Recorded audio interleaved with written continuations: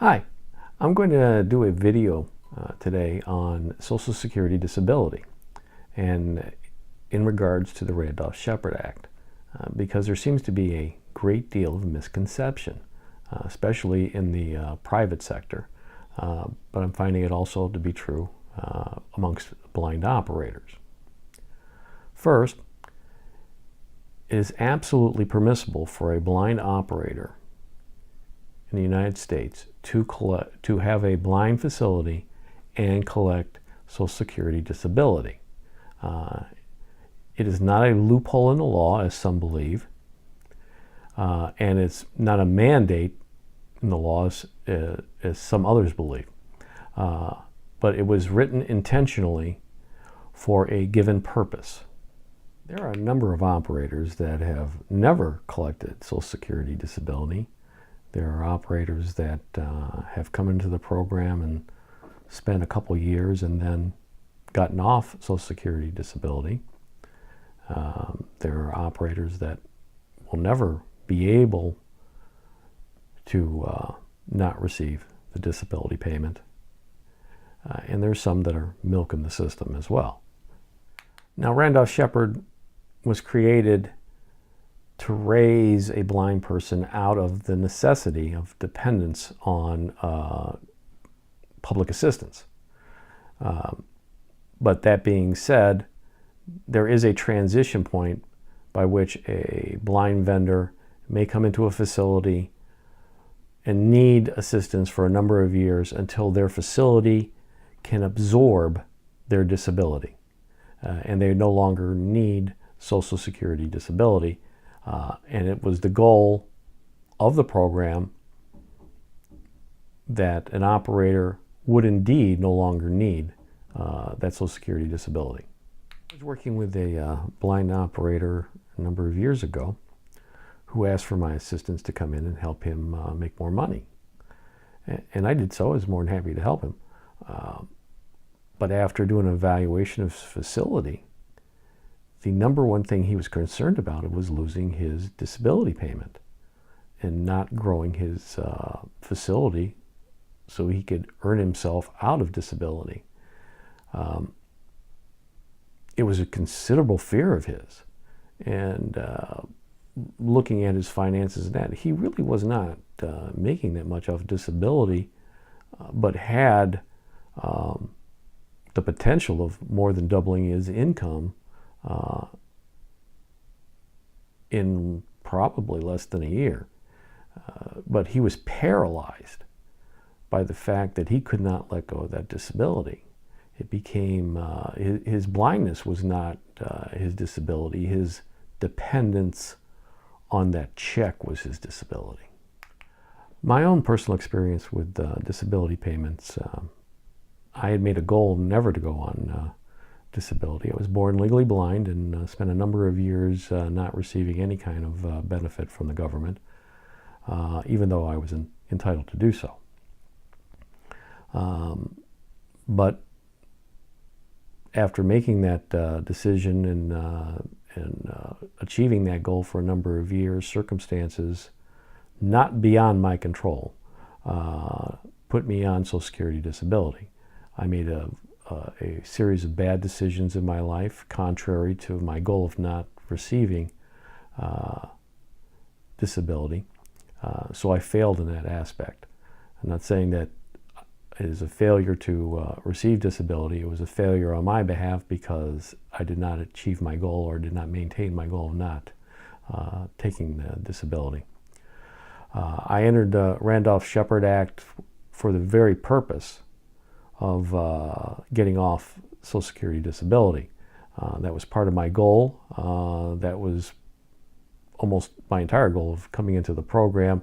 I sat down with a rehab counselor. We went through the entire act and determined this was the best avenue and career choice for myself to achieve that goal. I took over my first facility, and I believe the first week I got off Social Security disability and have not accepted a government check in 29 years. I pay my own insurance, health insurance, everything associated that a non-disabled person would be responsible to do. I was born legally blind. There's a cost associated with my blindness, and to be able to function in society, in my business, there are costs associated with that an average person with sight would not have to encumber. My facility absorbs those costs. The estimated cost of my disability is approximately $20,000 a year. Now, that varies greatly amongst blind operators, depending on the type of facility, their skill level, the level of blindness and or adaptive equipment, mobility skills, runs an entire gamut. But what it costs me to operate my facility is around $20,000 a year, and I derive that as if a sighted person had my business, what costs would they not have to incur?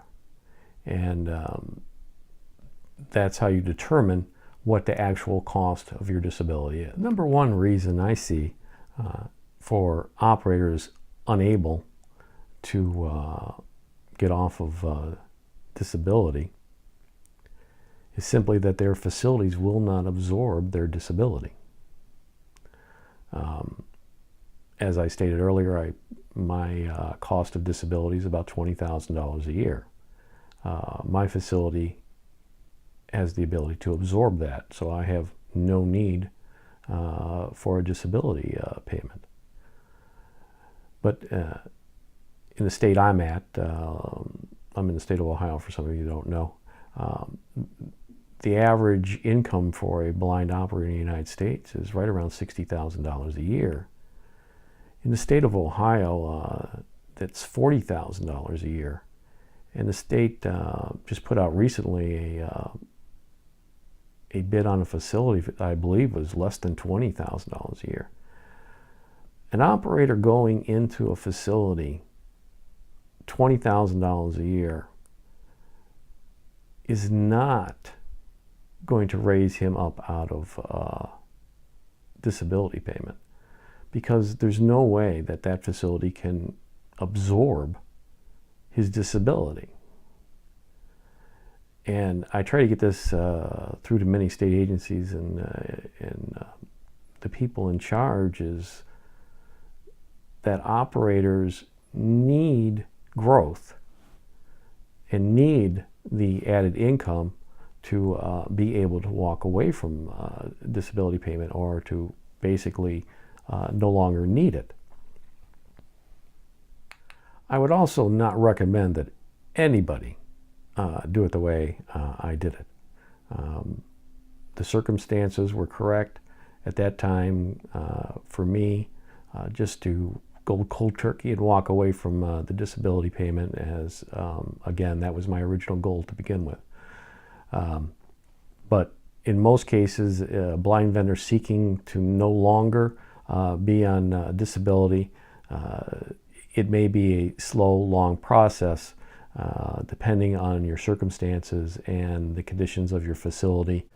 That being said, it should be the goal of both the blind operator and the agencies to grow that operator out of their dependence on Social Security disability program, and because of accidents, active wars, illness, have lost their sight, and there will be a slow but continuous downgrade in their abilities, and may never be able to not receive disability, and they should not be criticized whatsoever in that situation. That is exactly what the disability insurance was meant to accomplish. It is my belief, if state agencies would put facilities out that actually made a decent amount of money, they could absorb the disability of that operator. Like again, I use myself for example. My disability is costing me $20,000 a year. You put me in a $20,000 a year facility, I'm net out zero. If you put me in a $60,000 facility, I'm at least making $40,000. If you put me in a $100,000 facility, then I'm making $80,000. It should be the state agency's goal to see that these operators are making enough money so they can legitimately walk away from this disability payment. It also should be the operator's goal to grow their facilities to a point where they no longer need it. And it may take some time. You may have to wean yourself off of disability. And again, I don't suggest anybody go cold turkey like I did, but it should be your goal. You shouldn't want that check. You should be able to grow your facility and make enough money where you've sustained yourself without the use of that payment. I'm also going to address in an upcoming video the issue of low-income facilities and their effect on the program and how they are trapping operators in poverty. It's my opinion that not just state agencies, but a number of blind vendors work under the premise of a soft bigotry, that a blind vendor somehow has to have a beginner stand or a low-income stand because they're not capable of doing anything better. If you can run a $20,000 a year stand, you could run a $60,000 a year stand. The only real difference is if you're going into a $20,000 a year stand, you cannot make a bad decision because you have no room for mistakes. If you have a $60,000 a year stand, you make a bad decision, you learn from it, and then you move on. You're not taking groceries off the table. I had one operator tell me a long time ago that he had to make a business decision whether to get his teeth cleaned or buy business cards. That shouldn't be a decision anybody has to make.